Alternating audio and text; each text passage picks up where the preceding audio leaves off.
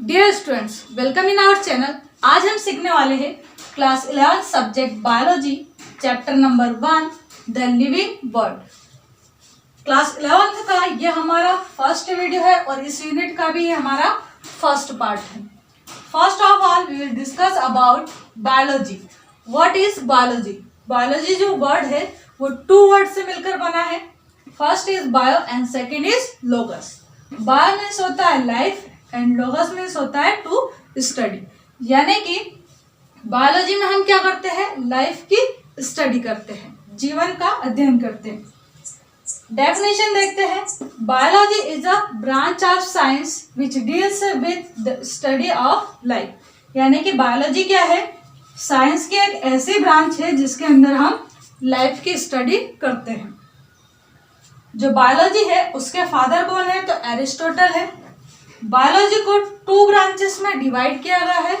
इसकी first branch है zoology, second है बॉटनी। जूलॉजी के फादर भी एरिस्टोटल ही है। जो जूलॉजी है वो 2 वर्ड से मिलकर बना है। अगेन कौन कौन से? फर्स्ट है जून, सेकंड है लोगस। जून मीन्स यहाँ पर एनिमल्स है और लोगस मीन्स होता है टू स्टडी। यानी कि बायोलॉजी की जिस ब्रांच के अंतर्गत हम एनिमल्स की स्टडी करते हैं उसे हम क्या कहेंगे? जूलॉजी। नेक्स्ट देखते हैं बॉटनी। बॉटनी भी 2 वर्ड से मिलकर बना है। कौन कौन से है? फर्स्ट है बॉटनी, सेकंड है लोगस। बॉटनी मीन्स होता है प्लांट्स, लोगस मीन्स होता है स्टडी। यानी कि बायोलॉजी की जिस ब्रांच के अंतर्गत हम प्लांट्स की स्टडी करते हैं उसे हम क्या कहेंगे? बॉटनी। और बॉटनी के फादर कौन है? तो थियोफ्रास्टस है। कौन है? थियोफ्रास्टस। नेक्स्ट टॉपिक है हमारा व्हाट आर लिविंग्स। लिविंग्स क्या है? लिविंग्स क्या है? वे सारी चीजें जिनमें की लाइफ होती है और जो बायोलॉजिकल एक्टिविटीज करते हैं उन्हें हम बोलते हैं लिविंग्स। ठीक है, या फिर इन्हें हम लिविंग बींग्स भी बोलते हैं। डेफिनेशन देखते हैं इनकी। Living things are living beings are those things which have life and in which biological activities taking place। वही कहा है, क्या कहा है? जिनमें लाइफ होती है और बायोलॉजिकल एक्टिविटीज होती है उन्हें हम कहते हैं लिविंग्स या लिविंग बींग्स। अब इनमें कुछ कैरेक्टरिस्टिक्स होते हैं। वो कैरेक्टरिस्टिक्स क्या है? यहाँ पर हमने 14 कैरेक्टरिस्टिक्स राइट किए हैं लिविंग बींग्स के। हर एक को हम अंडरस्टैंड करते हैं। फर्स्ट पॉइंट दिया है यहाँ पर शेप एंड साइज। जितने भी लिविंग बींग्स है उनका एक डेफिनेट शेप होता है और एक साइज होता है। जैसे फॉर एग्जांपल डॉग को अगर आप देखो तो डॉग का एक डेफिनेट शेप एंड साइज होता है। ह्यूमन बींग को देख लो तो ह्यूमन बींग का भी एक डेफिनेट शेप एंड साइज होता है। एलिफेंट को अगर देखें हम तो एलिफेंट का एक डेफिनेट शेप एंड साइज होता है। पैरट को देखें तो पैरट का भी एक डेफिनेट शेप एंड साइज होता है। ठीक है, नेक्स्ट पॉइंट है यहाँ पर सेलुलर ऑर्गेनाइजेशन। जितने भी एनिमल्स है या प्लांट्स है हर एक में अपने टाइप का एक सेलुलर ऑर्गेनाइजेशन होता ही है।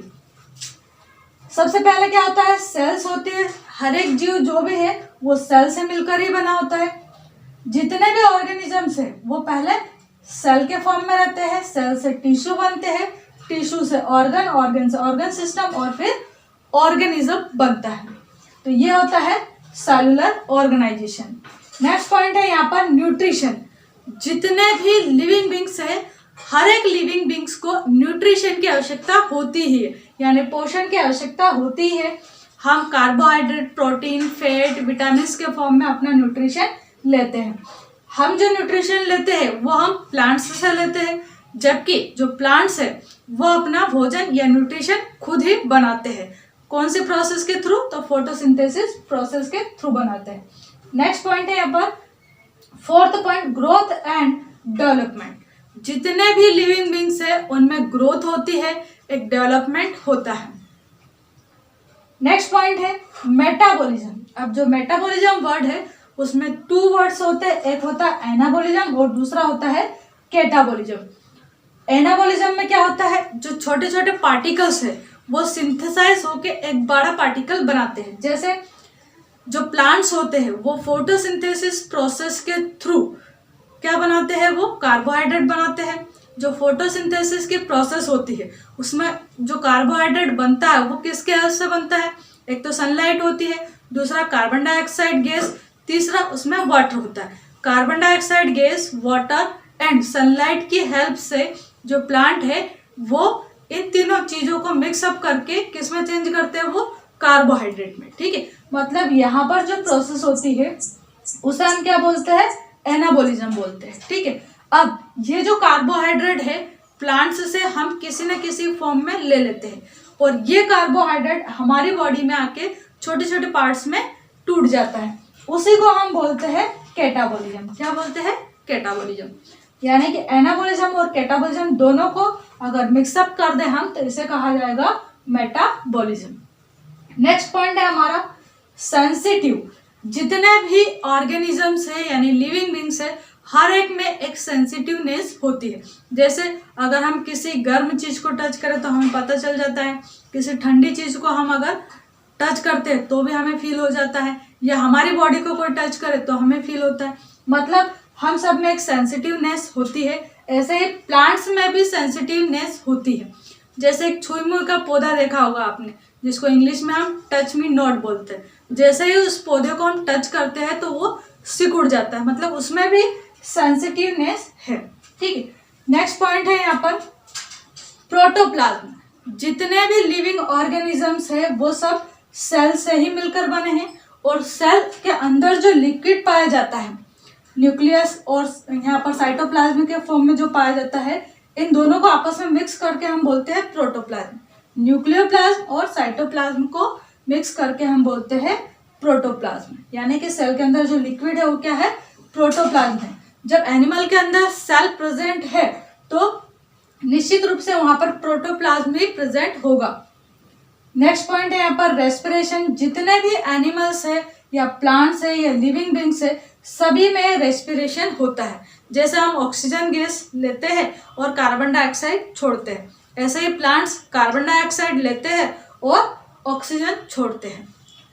अब जो ह्यूमन बीइंग यानी कि हम ऑक्सीजन लेते हैं, उस ऑक्सीजन का क्या यूज होता है, जो हम ऑक्सीजन लेते हैं उसी की हेल्प से हमारी बॉडी के अंदर जो भी भोजन होता है उसका ऑक्सीडेशन होता है, यानी वो छोटे छोटे फॉर्म में टूटता है और एनर्जी लिबरेट होती है। एनर्जी किस फॉर्म में लिबरेट होती है, तो एटीपी के फॉर्म में लिबरेट होती है।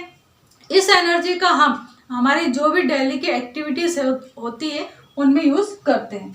नेक्स्ट पॉइंट है यहाँ पर एडेप्टेशन। एडेप्टेशन यानी कि अनुकूलन होता है हिंदी में। जितने भी लिविंग बींग्स है वो अलग अलग इन्वायरमेंट में अपने आप को डेवलप कर लेते हैं, यानी कि एडॉप्ट कर लेते हैं। जैसे ह्यूमन बींग जो है वो अर्थ पर रहने के लिए एडेप्टेड है। रेप्टाइल्स जो है वो भी अर्थ पर रहने के लिए एडेप्टेड है। जो एप्स यानी पक्षी है वो आकाश में उड़ने के लिए एडेप्टेड होते हैं। जो मछली है वो पानी में तैरने के लिए एडेप्टेड है। इसके अलावा जो फ्रॉग है वो पानी में भी रह सकता है और अर्थ के ऊपर भी रह सकता है, यानी कि वो दोनों ही जगह रहने के लिए एडेप्टेड है। तो ऐसे ही हर एक जीव में अपना एक एडेप्टेशन होता है। नेक्स्ट पॉइंट है हमारा मूवमेंट एंड लोकोमोशन। जितने भी टाइप के ऑर्गेनिजम्स है उनमें एक मूवमेंट पाया जाता है और लोकोमोशन पाया जाता है। जैसे प्लांट्स है वो अपनी ही जगह पर हिलते डुलते हैं, ज़्यादा इधर उधर जा नहीं सकते वो, है ना। बट कुछ प्लांट्स ऐसे होते हैं जो समुद्र में पाए जाते हैं, तो आप वो अपना स्थान परिवर्तित भी कर सकते हैं, मतलब एक स्थान से वो दूसरे स्थान पर भी जा सकते हैं, यानी उनमें लोकोमोशन पाया जाता है। ह्यूमन बीइंग है तो उसमें लोकोमोशन पाया जाता है, हम आसानी से एक स्थान से दूसरे स्थान पर जा सकते हैं। नेक्स्ट पॉइंट है यहाँ पर लाइफ साइकिल, यानी कि जितने भी ऑर्गेनिज्म है हर एक ऑर्गेनिज्म का अपना एक लाइफ साइकिल होता है। हर एक जीव पहले छोटे फॉर्म में होता है, फिर धीरे धीरे यंग फॉर्म में बनता है, फिर ओल्ड एज में जाता है और उसके बाद उसकी डेथ हो जाती है। मतलब हर एक ऑर्गेनिज्म का अपना एक लाइफ साइकिल होता है। लास्ट पॉइंट है हमारा डेथ। डेथ एक यूनिवर्सल ट्रूथ है। जितने भी ऑर्गेनिज्म अर्थ के ऊपर आते हैं यानी कि जन्म लेते हैं, उनकी डेथ फिक्स है। एक निश्चित समय के बाद उनकी डेथ होती ही है, उन्हें अर्थ छोड़कर जाना होता है। तो ये था हमारे 14 कैरेक्टरिस्टिक्स ऑफ लिविंग बींग्स। अब सारे के सारे जो कैरेक्टरिस्टिक्स है ये आपको इनके हेडिंग फेयर कॉपी में राइट करना है, बट सभी की डिटेल्स आपको फेयर कॉपी में नहीं राइट करना है, ओनली 5 के आप डिटेल्स राइट करोगे। कौन कौन से 5 पॉइंट्स है? फर्स्ट, आप डिटेल में जो राइट करोगे वो फर्स्ट सेल्यूलर ऑर्गेनाइजेशन लिख लेना, सेकेंड डिटेल आप न्यूट्रिशन कर लेना, थर्ड मेटाबॉलिज्म कर लेना, फोर्थ वाला पॉइंट में रेस्पिरेशन कर लेना डिटेल में, और फिफ्थ पॉइंट रिप्रोडक्शन कर लेना। ठीक है, ये पॉइंट्स इंपॉर्टेंट है, इनको डेफिनेशन के फॉर्म में पूछ लेते हैं, जैसे व्हाट इज रिप्रोडक्शन या what do understand by respiration, तो इस टाइप से इनको पूछा जा सकता है।